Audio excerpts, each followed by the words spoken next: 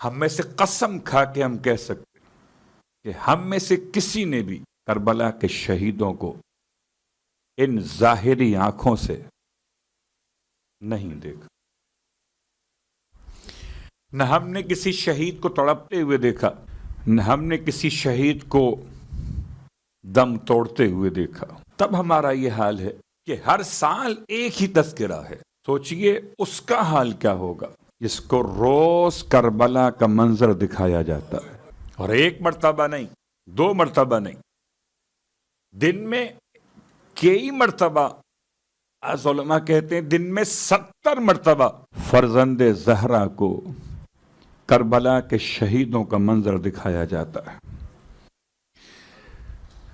زمانے کا امام یہ دیکھتا ہے کہ اکبر کے سینے سے برچھی کا پھل نکالا کیسے حسین نے. زمانے کا امام یہ دیکھتا ہے کہ 6 مہینے کے بچے کے گلے سے جب خون نکل رہا تھا تو حسین نے چلو میں کیسے لیا تھا. میرا امام ان مناظر کے ساتھ ساتھ وہ منظر بھی دیکھتا جب نیزے کی نوک سے چادر لوٹی جا رہی تھی. میرا امام یہ منظر بھی دیکھتا ہے جب 4 سال کی یتیمہ کو تماچے مارے جا رہے تھے. تو صرف سوچئے گا ایک لمحے کے لیے کہ امام کے دل پہ کیا گزرتی ہو. اسی قلب امام کی کیفیت کو بیان کرنے کے لیے اس سال آپ کی خدمت مقدس جس عنوان کا انتخاب کیا گیا ہے وہ عنوان شرح زیارت ناحیت المقدسہ ہے. میں اپنے اور آپ سب کے امام کی بارگاہ مقدس میں توسل کرتے ہوئے کہ اس عنوان پر ہم اور آپ مل کر کچھ ایسی معرفت حاصل کر سکیں کہ شاید رونے میں کچھ اور کیفیت بہتر ہو جائے، شاید ہم یہ پہچاننے میں کامیاب ہو جائے. دیکھیے اگر میرے گھر آپ آئیے گا، کسی میرے گھر میں ہونے والی میت کی تعزیت پیش کرنے کی، تو آپ مجھے جانتے ہوں گے تو تعزیت پیش کریں گے، اور اگر آپ مجھے جانتے ہی نہیں ہیں تو آپ تعزیت کسے پیش کریں گے؟ غور کیجیے گا. گرچہ یہ بات بڑی عجیب سی ہے ہمارے یہاں، لیکن کوئی حرج بھی نہیں ہے کہ آج کل جب کسی گھر سے میت اٹھتی ہے تو میت کے سوگوار اپنی پہچان کے لیے سویم کے موقع پر، چہلم کے موقع پر ذرا سا سب سے ہٹ کر لباس سیاہ پہن لیتے ہیں. مرنے والی کا بیٹا ہو کہ بھائی ہو کہ شوہر ہو، تاکہ جب کوئی تعزیت پیش کرنے آئے تو مجمع پہچان لے کہ صاحب عزا کون ہے. صاحب عزا کو پہچانے بغیر کس کو پرسہ پیش کیجیے گا؟ محلے والوں کو، دوستوں کو، یا جن کا کوئی تعلق نہ ان کو. عقل کہتی ہے کہ اگر آپ تعزیت پیش کرنا چاہتے ہیں تو تعزیت اس کو پیش کریں جو صاحب عزا ہو، مرنے والے کا وارث ہو. اور اب اگر جنازہ ایک اٹھا ہو تو ایک مرتبہ تعزیت پیش کرنا شاید کافی ہو جائے، اور اگر 72 جنازے اٹھے ہوں. شب جمعہ ہے، تمہیدی گفتگو ہے اس امام کی بارگاہ مقدس میں کہ جو 72 کا سوگوار ہے. جب صاحب عزا کو پہچانیے گا تو پھر صاحب عزا کی خدمت میں تعزیت پیش کیجیے گا. صاحب عزا سے مراد یہاں آپ سمجھ رہے ہیں، اور اسی مناسبت سے اس صاحب عزا کو تلاش کرتے کرتے ہم اس آیت پر پہنچے ہیں. اس آیت کو انشاءاللہ روزانہ آپ کی خدمت مقدس میں ترنامہ کلام میں تبرکن تلاوت کیا جائے گا. یہ لفظ تبرکن کا مطلب کیا ہے کہ تفسیر قرآن بیان نہیں ہوگی، بلکہ آیت کے ذریعے آیت کے پس منظر میں صاحب آیت کو تلاش کریں گے، اور صاحب آیت نے کس طرح اپنے جد کو سلام پیش کیا ان الفاظ کو ذرا سا سمجھنے کی کوشش کریں گے اپنی قلیل معرفت کے ساتھ. صلوات پڑھیں محمد و آل محمد.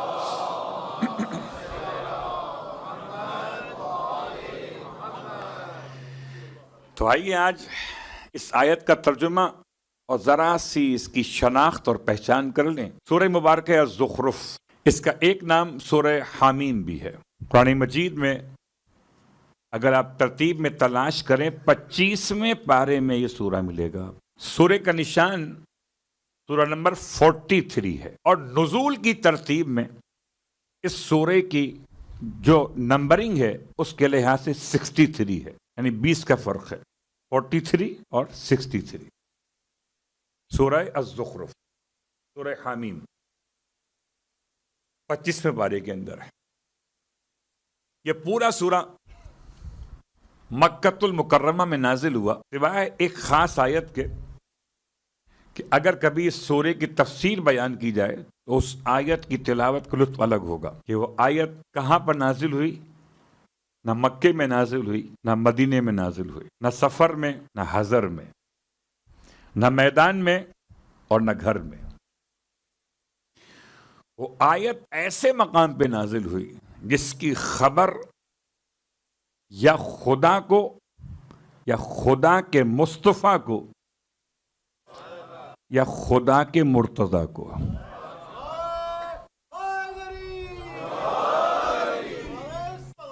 اللہم صلی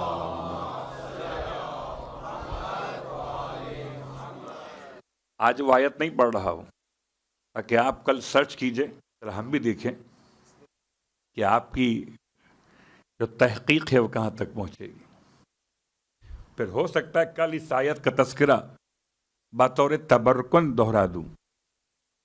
میرا موضوع یہ آیت نہیں ہے، یہ سورے کی ذرا سی اہمیت کو بیان کرنے کا ایک طریقہ سمجھ رہا ہوں کہ اس بہانے ہی صحیح کبھی قرآن کی آیتوں میں آل محمد کے چہروں کو سمجھ لیجئے۔ سورہ الزخرف کی تلاوت کیوں کی جائے، اس سے کیا ملے گا؟ تو سرکار ختم یہ مرتبہ صلی اللہ علیہ وآلہ وسلم ارشاد فرماتے ہیں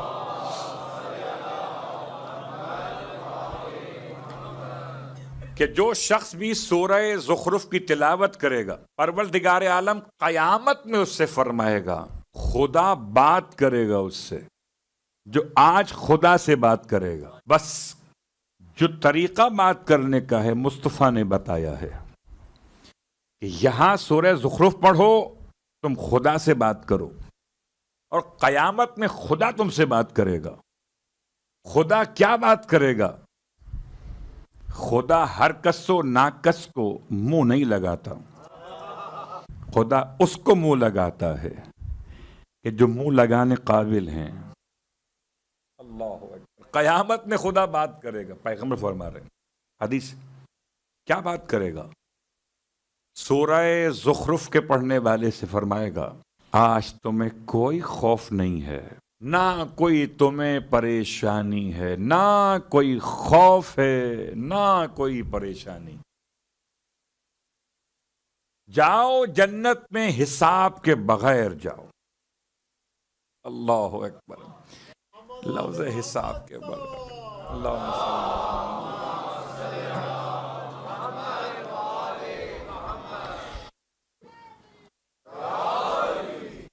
اس عشرے میں انشاءاللہ ہم اور آپ کوشش کریں کہ شاید کوئی ایک آدھ دن تو ایسا ہو کہ ہم یہ سورہ پڑھ لیں، تاکہ اس روایت کے مطابق ہم اس مقام پر آ سکیں جہاں خدا ہم سے فرمائے یہ کوئی خوف نہیں ہے، کوئی پریشانی نہیں ہے۔ اب آئیے تفسیر سورہ اور آیت کو چھوڑتے ہوئے آیت کا صرف ترجمہ۔ وَجَعَلَهَا كَلِمَةً باقیۃً، اس سورے کی آیت نمبر 28 الفاظ کیا ہیں؟ جعلہا، خدا نے اسے قرار دیا، ہاں اسے قرار دیا، کلمۃً باقیۃً، ایک ایسے کلمے کے طور پر جو ہمیشہ رہے گا، ایسے کلمے کے طور پر جو ہمیشہ رہے گا۔ کہاں پر رہے گا؟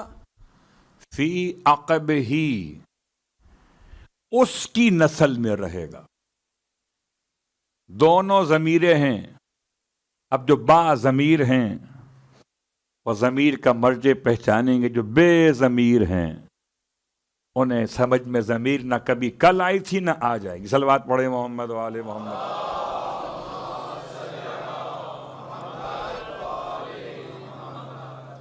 آخری آیت کا لعلہم یرجعون، شاید کہ وہ لوگ واپس پلٹ آئیں. عجیب آیت ہے. جعلہا ہا ضمیر، عاقب ہی ضمیر، لعلہم ہم ضمیر، اور تینوں کے مجھے تلاش کیجئے آپ. لیکن یاد رکھیے قرآن کا ایک ظاہر ہے اور 70 باطن ہیں. ظاہر ایک ہے، باطن 70 ہیں. ایک کو سمجھنے چلے تھے، وہ نہ سمجھ سکے 70 کیا خاک سمجھ میں آئیں گے جس سے 72 سمجھ میں آ گئے. شاید وہ کہیں ان 70 میں کسی ایک کو پہچاننے قابل ہو جائے. بڑی احتیاط سے جملہ استعمال کیا میں نے کہ دعویٰ بھی نہ ہو جائے اور مایوسی بھی نہ ہو جائے. 72 کو پہچانیں گے تو 70 میں کسی ایک تک تو پہنچیں گے. اب آئیے اس کا ایک باطن بیان کر رہا ہوں آپ کی خدمت مقدس میں. ظاہر تو میں نے بیان کر دیا. ظاہر کا مطلب کہ اس میں خدا نے حضرت ابراہیم علیہ السلام کے زمانے کا تذکرہ فرمایا کہ کلمہ توحید کو خدا نے قرار دیا ہے ابراہیم کی نسل میں. کلمہ توحید کو، شہادت وحدانیت کو خدا نے قرار دیا ہے کلمہ باقیہ بنا کر، ایسا کلمہ بنا کر جو ہمیشہ رہے گا ابراہیم کی نسل میں، کہ شاید کہ کبھی عام انسان پلٹنا چاہیں تو انہیں کلمہ نصیب ہو جائے. یہ اس کا ظاہر ہے. اب اس کا باطن بروایت امام جعفر صادق علیہ السلام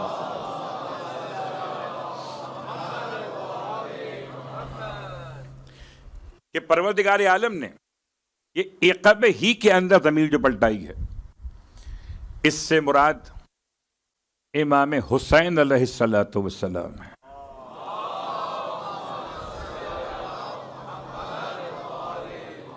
اور جعلہا میں جو ہا ضمیر ہے، اس سے مراد منصب ہدایت اور امامت ہے کہ خدا نے امامت کو قرار دیا ہے حسین کی نسل میں. شاید کہ کوئی انسان پھر حسینی ہو جائے. لعلہم یرجعون، شاید کوئی اتنا ہمدرد ہو جائے کہ حسین کا ہمدرد دکھائی دے. لعلہم یرجعون، یہ آیت کا ایک بات میں نے بیان کی. اب آئیے جو وارث حسین اس آیت کے اعتبار سے وہ اپنے جد کو سلام کیسے کر رہے. شرح زیارت ناہیہ. بہت سارے افراد ہم میں سے لفظ ناہیہ سے واقف شاید نہ ہوں، تو پہلے لفظ ناہیہ کی وضاحت کر دی جائے کہ ناہیہ کسے کہتے. آپ کو معلوم ہے کہ حالات آل محمد کے حوالے سے کتنے مشکل رہے. اتنے مشکل رہے کہ آئمہ کو اصل ناموں سے پکارنا ممکن نہ تھا. آئمہ کو اصل ناموں سے پکارنا ممکن نہ تھا. کسی امام کو عالم کہہ کے پکارا، کسی کو فقیہ کہہ کر پکارا، کسی کو سید کہہ کے پکارا، اور کسی کو ہادی کہہ کے پکارا، تو کسی کو عسکری کہہ کے پکارا. عسکری نام نہیں ہے، ہادی نام نہیں ہے، عالم نام نہیں ہے، فقیہ نام نہیں ہے، سید نام نہیں ہے. ایسے حالات، تو ایسے حالات میں ایک اشارہ اور کنایہ ہوا کرتا تھا. بھائی آپ سمجھ جائیے، لوگ آج بھی کہتے ہیں نا، سمجھ جائیے کس کی بات ہو رہی ہے. وہ آئے ہوئے، میں نے اردو کا ایک محاورہ استعمال کیا تھا، تو کبھی کبھی کسی کے نام کو اگر ظاہر نہ کرنا ہو تو ضمیر استعمال کرتے ہیں کہ وہ آئے ہوئے. اسی انداز سے خاص سامرہ کے ماحول میں 10ویں امام، 11ویں امام اور امام زمانہ علیہ السلام تینوں ائمہ کے اعتبار سے لفظ ناہیہ استعمال ہوا خود سامرہ کے لیے. بھائی یہ خبر کہاں سے آئی؟ خبر اس طرف سے آئی ہے. ناہیہ کہتے ہیں طرف کو، سمت کو. کس کی طرف سے آئی ہے؟ ان کی طرف سے آئی ہے.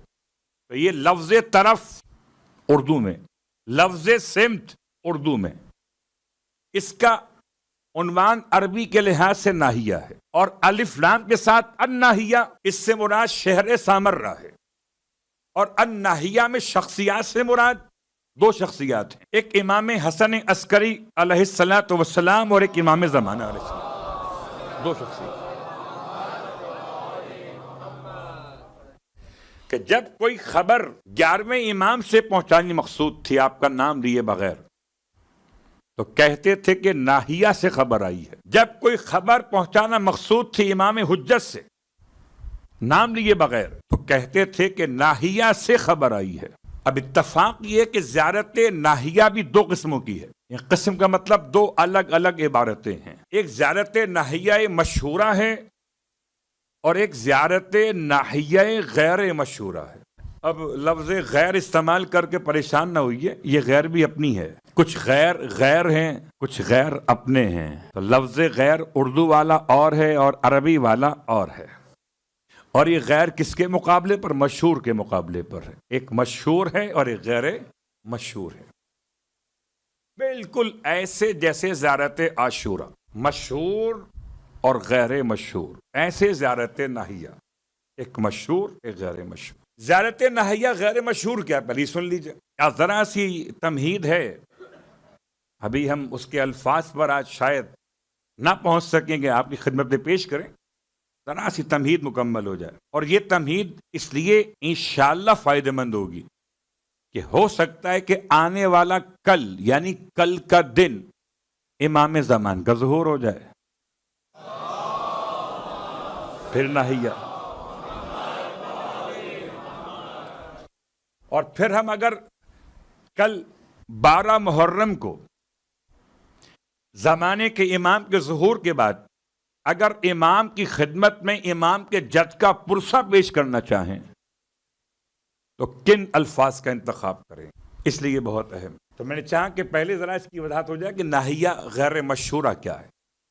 زیارت ناحیہ غیر مشہورہ کا عنوان ہے زیارت شہدائے کربلا۔ اس میں امام نے ہر ایک شہید کا نام لے کر الگ الگ ان شخصیات کو اس زیارت میں مخصوص طور پہ بیان کیا۔ جب کبھی مقتل سے کسی شخصیت کو سمجھنا ہو کہ آیا یہ کربلا کے شہیدوں میں شامل ہے کہ نہیں، تو کتب رجالیہ کے علاوہ ایک اور دلیل یہ بنتی ہے کہ آیا زیارت ناحیہ میں نام شامل ہے کہ نہیں۔ اگر زیارت ناحیہ میں نام شامل ہے، سمجھو کہ یہ شخصیت کربلا کے شہیدوں میں شامل ہے۔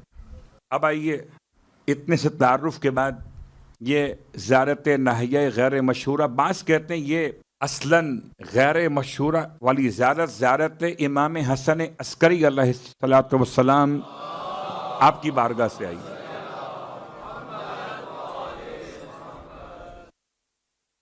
لیکن جو زیارت ناحیہ مشہورہ ہے غالباً 10 محرم کو آپ نے یہ تلاوت بھی کی ہوگی، یہ مشہورہ ہے۔ اس کی سند پر پہلا جملہ کہ 413 سن ہجری میں 413 سن آف ہجرہ، 413 سن آف ہجری میں شیخ مفید کی شخصیت آپ سب کو معلوم ہے، اور حسن اتفاق ہے کہ میں شیخ مفید کی قبر سے دعا مانگ کر آج ممبر پہ آیا ہوں۔ میں صبح کی نماز سے پہلے، آج صبح کی نماز سے پہلے شیخ مفید کی قبر کے پاس کھڑا ہوا تھا، امامین کاظمین کی زیارت کے شرف کے ساتھ۔ تو شیخ مفید سے کچھ توسل کر کے یہاں تک آیا۔ شیخ مفید شخصیت ہے، آپ نے کتاب مرتب کی، تالیف کی، کتاب کا نام ہے المزار، المزار زیارت نامے والی کتاب۔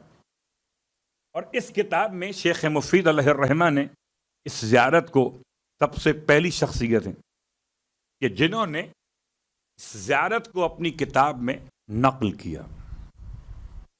اس کے بعد اگلی شخصیت 595 سن ہجری، 595 سن آف ہجرہ، ابن المشہدی کہلاتے، محمد بن جعفر۔ انہوں نے کتاب لکھی، کتاب المزار الکبیر، ایک کتاب المزار، ایک کتاب المزار الکبیر۔ اس میں انہوں نے اس زیارت کی سند کو امام زمانہ علیہ الصلوۃ والسلام سے ملایا۔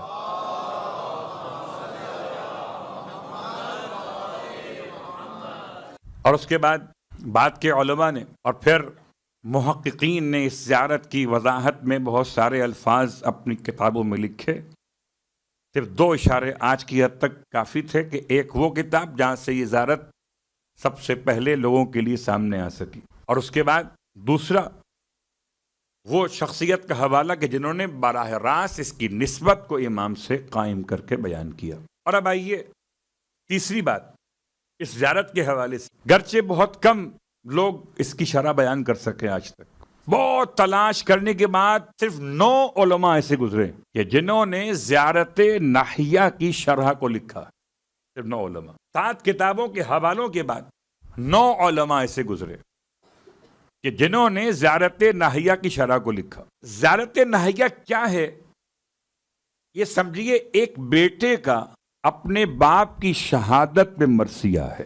ایک بیٹے کا اپنے باپ کی شہادت پہ مرثیہ ہے زیارت ناحیہ. اور زیارت ناحیہ کی اس وضاحت کے ساتھ اب آئیے تھوڑا سا اس کے الفاظ پر، تاکہ کل کی مجلس سے پہلے ہم آج کی مجلس میں ایک مقدمہ قائم کر لیں. عجیب زیارت، عجیب زیارت، ایسی زیارت ہے جس کو اگر اس کے حصے مرتب کیے جائیں تو 8 حصوں میں امام نے گفتگو کی ہے. اور اس کا پہلا حصہ جو ہے وہ انبیاء پر سلام کیا گیا ہے. زیارت ناحیہ کا پہلا حصہ 23 انبیاء کے نام لیے امام زمان نے، جبکہ قرآن مجید فرقان حمید میں 25 انبیاء کے نام ہیں. زیارت ناحیہ میں امام زمان نے 23 انبیاء کے نام لیے. اور اس کے بعد پھر ائمہ طاہرین کے نام دیے. اس کے بعد امام علیہ السلام نے اپنے جد مظلوم کربلا کے اعضائے بدن کے نام لیے. اعضائے بدن کا مطلب جن اعضاء پر ظلم ڈھائے گئے تھے. یقیناً ہم میں سے، آپ میں سے کوئی کیا سمجھ سکتا ہے. میں ایک مثال آپ کی خدمت میں عرض کروں، اور واقعاً ہم بہت ہی دعاؤں کے معاملے میں بڑے بخیل واقع ہوئے. آپ کی بات نہیں کر رہا، میں اپنی بات کرتا. بڑے بخیل ہیں.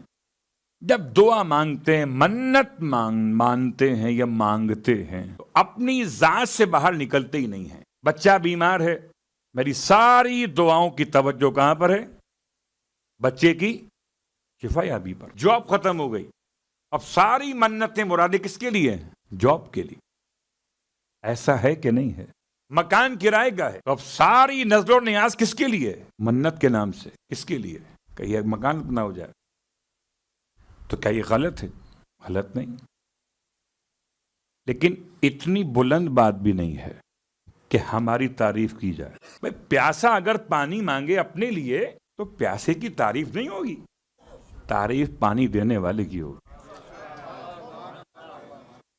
ایسا ہے کہ نہیں؟ بھائی اگر بھوکا روٹی مانگے تو روٹی مانگنے پہ اس کی تعریف نہیں ہوگی، روٹی دینے والے کی تعریف ہوگی. اور وہ بھی اگر وقت افطار اٹھا کے دے تو تھوڑا سا اور اپنے اذہان کو بلند کیجئے، پھر ہم قابل تعریف کب ہوں گے؟ ایک مثال دیتا ہوں آپ کی خدمت میں ایسی شخصیت کی کہ جن کو غیر معصوم علماء خادمین علوم آل محمد میں ایک بڑا لقب دیا گیا، بحر العلوم، علوم کا سمندر. اور اتنا حسین نام تھا محمد مہدی. انہوں نے مولائے کائنات علی ابن ابی طالب علیہ السلام کے حرم میں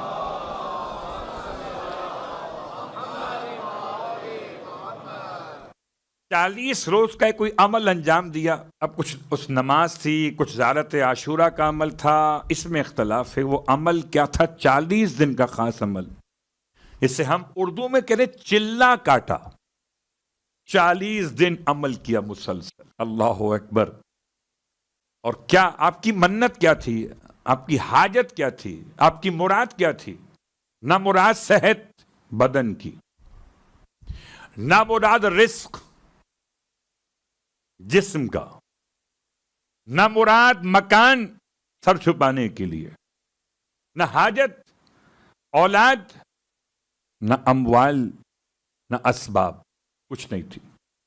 ایک ہی حاجت. وہ حاجت یہ تھی کہ پروردگار مجھے میدان کربلا وہ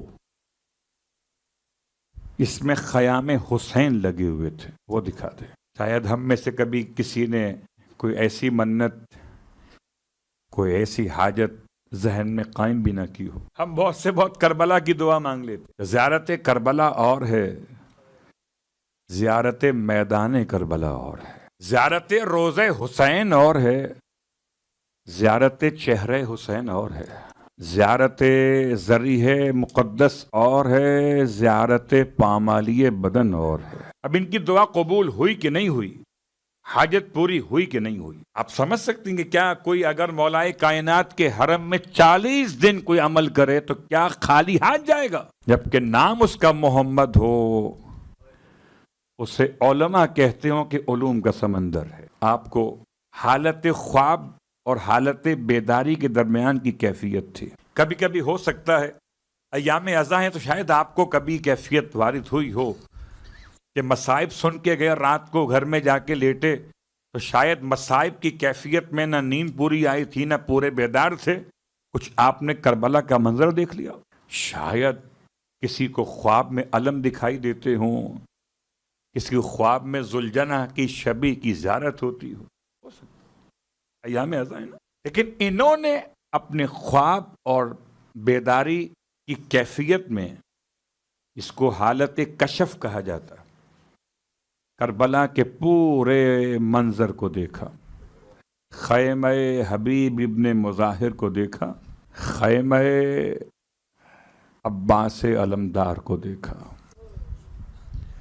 خیمہ سرکار سید الشہداء کو دیکھا، اور خود اپنے آپ کو امام علیہ السلام کے خیمے کے در پر امام کی خدمت میں حاضر دیکھا۔ اللہ اکبر۔ شب جمعہ ہے، اس بات کو آپ محسوس کریں گے انشاءاللہ کہ 1400 سال گزرنے کے بعد بھی اور ظہور امام سے پہلے تک بھی کربلا کے محبوں میں اضافہ ہو رہا ہے۔ فَيَا لَيْتَنِي كُنْتُ مَعَكُمْ فَأَفُوزَ مَعَكُمْ، یہی تو ہے جو ہم مانگ رہے ہیں۔ کہتے میں اپنے آپ کو پاتا ہوں کہ میں امام کی خدمت میں کھڑا ہوا ہوں، اور امام علیہ السلام نے مجھے اپنے ہاتھوں سے تلوار اٹھا کر دی۔